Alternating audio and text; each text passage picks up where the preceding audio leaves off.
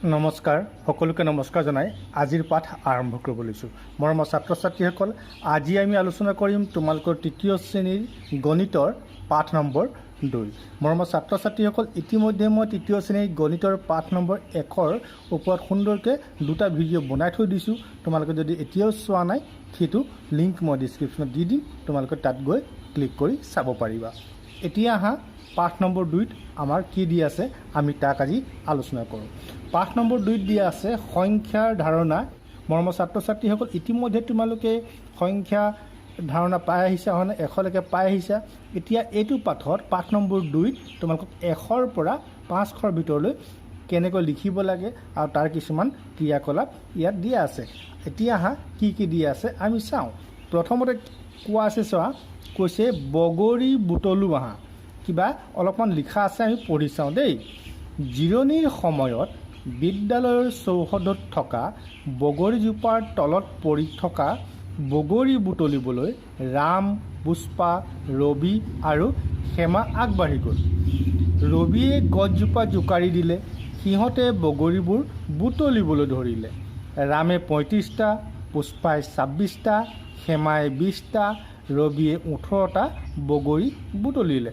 কি কৈছে ইয়াত যে বিদ্যালয়ৰ চৌহদত এজোপা বগৰী আছিলে এখনে, আৰু ৰাম, পুষ্পা, ৰবি আৰু হেমা কি হ'ল, তেওঁলোকে বগৰী বুটলিবলৈ গ'ল। আহা নম্বৰ, আৰু বগৰী পালেও। ৰামে 35টা পালে, পুষ্পাই 26টা পালে, হেমাই 20টা পালে, ৰবিয়ে 18টা বগৰী পালে। তাৰ পাছত কি কৈছে চোৱা, তলত চোৱা, মন দিবা।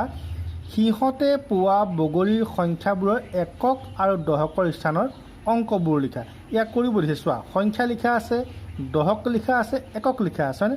সংখ্যা 35, হয়নে? 35টো কি কৰিবলৈ কৈছে আমাক, এই 35টো একক আৰু দশকৰ ঘৰত, একক ঘৰত কি বহিব আৰু দশকৰ ঘৰত কি বহিব সেয়া তোমাক লিখিবলৈ কৈছে। প্ৰথমটো কৰি থোৱা আছে। 35 মানে কি, 3, 10, 5, হয়নে বাৰু? গতিকে আমি একৰ ঘৰত 5 পাতিছে আৰু দশকৰ ঘৰত 3 পাতিছে। এতিয়া 26 আছে, হয়নে? 26 আছে, গতিকে আমি জানো 2, 10, 6, 26। গতিকে দশকৰ ঘৰত আমি 2 পাতিম, 2, 10, হয়নে বাৰু? গতিকে আমি ইয়াত 2 পাতি দিম, আৰু ইয়াত কিমান পাতি দিম, ইয়াত আমি 6 পাতি দিম। ঠিক আছে। এতিয়া চোৱা, এইটো 20, হয়নে? 2, 10, 20, গতিকে আমি ইয়াত 2 এটা পাতি দিলোঁ, 2, 10, 20 হৈ গ'ল, আৰু ইয়াত 0 এটা পাতি দিম। 18, 1, 10, 8, গতিকে আমি ইয়াত 1, 10, গতিকে এটা 10, গতিকে ইয়াত 1 পাতিম, আৰু ইয়াত আমি 8 পাতি দিম। নিশ্চয় বুজি পাইছা। তাৰ পাছত তলত কি দিছে চোৱা, সংখ্যাবোৰ আখৰে লিখা আৰু বিস্তৃত ৰূপত প্ৰকাশ কৰা। এই দিছে সংখ্যাবোৰ দিয়া আছে, এই সংখ্যাবোৰ ইয়াত আখৰে লিখিব লাগে। 35টো লিখি দেখাই থোৱা আছে। এচোৱা 35, হয়, 3, 10, 5, 35, ইয়াত ধুনীয়াকৈ আখৰে লিখা আছে 35। তাৰ পাছত এইফালে কি কৈছে, বিস্তৃত ৰূপত ভাঙি পিনাই তোমালোকক লিখিবলৈ দিছে। প্ৰথমটো কৰি থোৱা আছে। 3, 10, হয়নে? 3, 10, 5, 35, 3, 10, গতিকে 3, 10 মানে 30, হয় নহয়? গতিকে 30 পাতিলে আৰু যোগ 5 পাতিলে, হয়নে? চাবা, মন কৰিবা, 3, 10, 5, 35, গতিকে 3, 10 আৰু 5 যোগ কৰি দিলে হ'ল। তেনেকৈ এইটো কিমান, 26, হয়নে? ইয়াত 26 বুলি লিখিব লাগিব। এনেকৈ 26 বুলি লিখি দিয়া। তাৰ পাছত ইয়াত কি কৰা, ভাঙি দিয়া। কিমান হ'ব, 2, 10, 6, 2, 10, 2, 10 মানে 20, হয়নে? গতিকে আমি 20 পাতিম আৰু যোগ 6 পাতি দিম, হৈ গ'ল। এইটো কিমান, 20, হয়নে? গতিকে ইয়াত আখৰে লিখিম 20 বুলি। তাৰ পাছত তোমাৰ ইয়ালৈ আহিলোঁ, 20ৰ ওপৰত কেনেকৈ লিখিম, ইয়াত আমি 2, 10, গতিকে 2, 10 মানে 20, গতিকে আমি 20টো পাতিলোঁ, আৰু একক ঘৰ কি কৰিম, 0, একো নাপাওঁ, গতিকে যোগ 0 কৰি দিম। ঠিক আছে। 18, 1, 10, 8, গতিকে 1 10ত কি হ'ব, প্ৰথমতে আখৰে লিখি ল'বা ইয়াত। তাৰপৰা ইয়াত বিস্তৃতৰ ওপৰত লিখিবা 10 যোগ 8, 1 10, গতিকে এটা 10, হয়নে? এটা 10ত 10, গতিকে 10 লিখিলোঁ আৰু যোগ 8। বুজি পালা? এই দুটা ভাঙি দিলে হ'ল। কিমান 10 আছে সিমানটা আমি লিখি দিম ইয়াত, 3, 10, গতিকে 30, 2, 10, 20, 2, 10, 20, 1 10, হয়নে বাৰু? 5 আছে কাৰণে যোগ 5 দিছোঁ, 6 আছে কাৰণে যোগ 6 দিছোঁ, ইয়াত নাই গতিকে 0 দিছোঁ, ইয়াত 8 পাইছোঁ, 1 10, 8, গতিকে 8 যোগ দিছোঁ। বুজি পাইছা নিশ্চয়। তাৰ পাছত তলত চাওঁ কি দিছে। তলত দিছে, তলত দিয়া সংখ্যাবোৰৰ আগৰ, পাছৰ আৰু মাজৰ সংখ্যাবোৰ লিখা।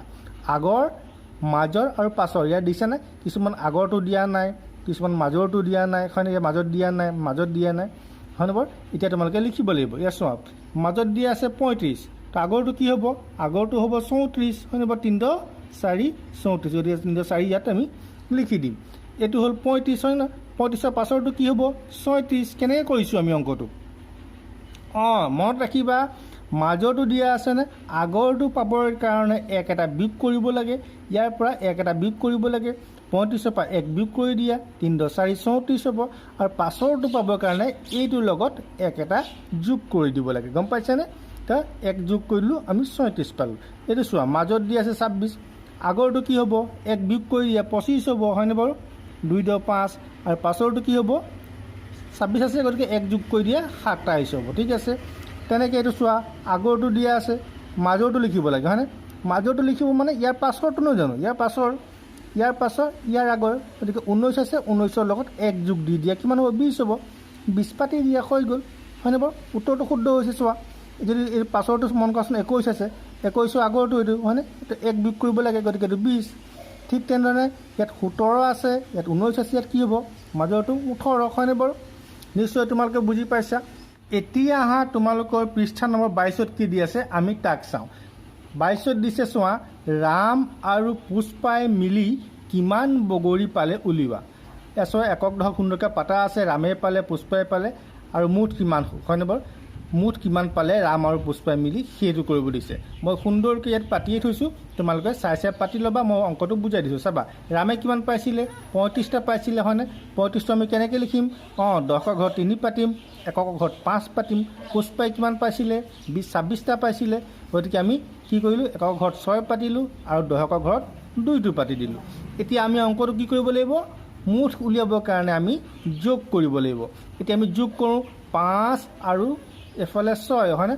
5 একক আৰু 6 একক যোগ কৰিলে কিমান হ'ব 11 হ'ব। 11ৰ একটো আমি ইয়াত পাতিম আৰু এটা 1 10 হৈ গ'ল নে? 1 10 1 11, 1 10টো আমি 10ৰ ঘৰলৈ লৈ যাওঁ, ঠিক আছে? সেইকাৰণে এটা ইয়াত পাতি থৈছোঁ।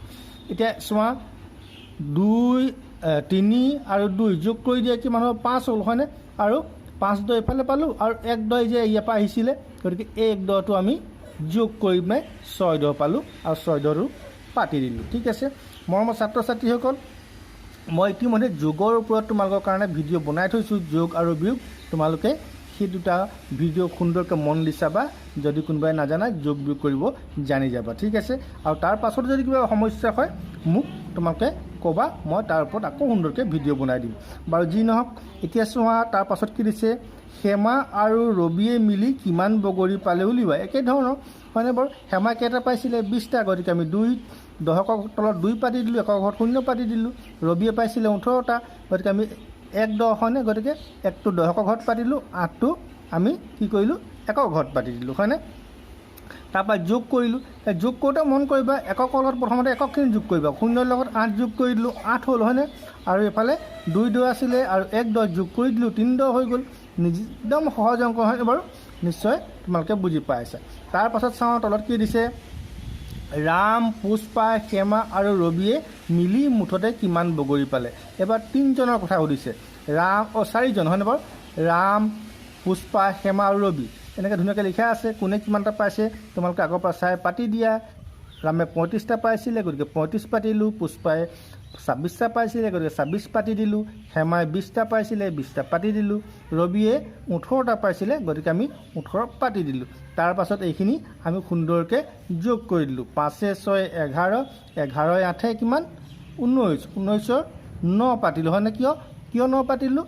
1 10 9 19, হয়নে? আৰু 1 10টো আনি পিনে আমি 10ৰ ঘৰলৈ লৈ আহিলোঁ। আমি এইটো 10ৰ লগত যোগ কৰি দিম। 3 2 5, 5 2 7, 7 1 8, 8 1 9 10, হয়নে বাৰু? গতিকে আমি 10ৰ ঘৰত তলত কি কৰিলোঁ, মুঠৰ ঘৰৰ তলত ইয়াত আমি 9 পাতি দিলোঁ, হয়নে বাৰু?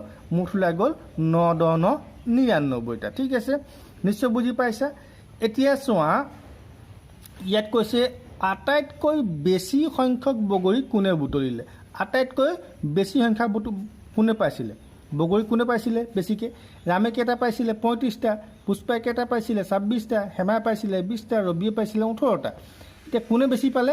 ৰামে বেছি পাইছিলে, নহয়? গতিকে আমি ইয়াত লিখি দিম ৰামে আটাইতকৈ বেছি সংখ্যক বগৰী পাইছিল, বা তোমালোকে ৰামে বুলি লিখি দিলেই হ'ল, ঠিক আছে? আটাইতকৈ কম সংখ্যক বগৰী কোনে বুটলিছিলে? আটাইতকৈ কম কোনে পাইছিলে? ৰবিয়ে পাইছিলে, হয়? গতিকে আমি ইয়াত ৰবিৰ নামটো লিখি দিম।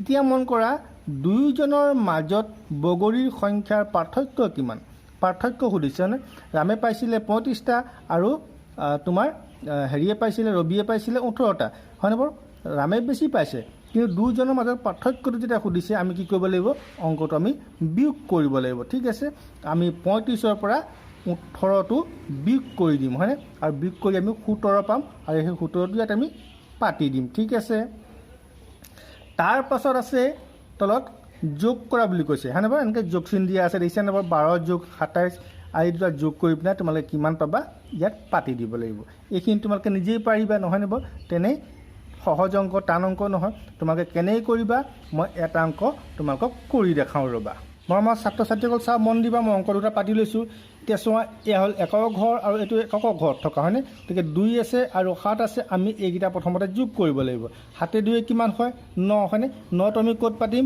এই এককৰ তলতহে পাতিম ঠিক আছে একককেইটা যোগ কৰি পাইছোঁ ন গতিকে 9টো আমি এককৰ তলত পাতি দিলোঁ তাৰ পাছত এফালে দহকৰ ঘৰত আছে 1 আৰু 2 1 10 আৰু 2 10 যোগ কৰি দিয়া কিমান হ'ব 3 10 3টো ক'ত পাতিম আমি দহকৰ ঘৰৰ তলতে আমি 3টো পাতি দিম ঠিক আছে এইটো আমাৰ উত্তৰ ওলাই গ'ল 3 10 39 এতিয়া চাবা আমি এইটো অংক কৰিম 30ৰ লগত 42 যোগ কৰিম ঠিক আছে চোৱা 0 আছে একক ঘৰত ইয়াত একক ঘৰত 2 আছে গতিকে আমি একক ঘৰকেইটা যোগ কৰিলোঁ 0ৰ লগত 2 যোগ কৰিলোঁ কিমান হ'ব উত্তৰ 2 হ'ব 2টো আমি ইয়াৰ তলত পাতি দিলোঁ তাৰ পাছত এইফালে 3 আছে আৰু 4 আছে আমি 3 আৰু 4 যোগ কৰি দিলোঁ হয় 7 পালোঁ 7টো ইয়াৰ চিধা চিধি আমি দহকৰ ঘৰৰ তলত 7টো পাতি দিলোঁ উত্তৰ 72 আমি পাই গ'লোঁ মৰমৰ ছাত্ৰ ছাত্ৰীসকল মন কৰিবা 0ৰ লগত যদি কিবা এটা যোগ কৰা সেই সংখ্যাটোৱে পাবা যিটো সংখ্যা যোগ কৰা সেইটোকে পাবা ঠিক আছে তোমালোকে নিশ্চয় বাকীখিনি অংক নিজেই পাৰিবা হয়নে তেনেই সহজ অংক ঠিক আছে আৰু মই ইতিমধ্যে যোগৰ ওপৰত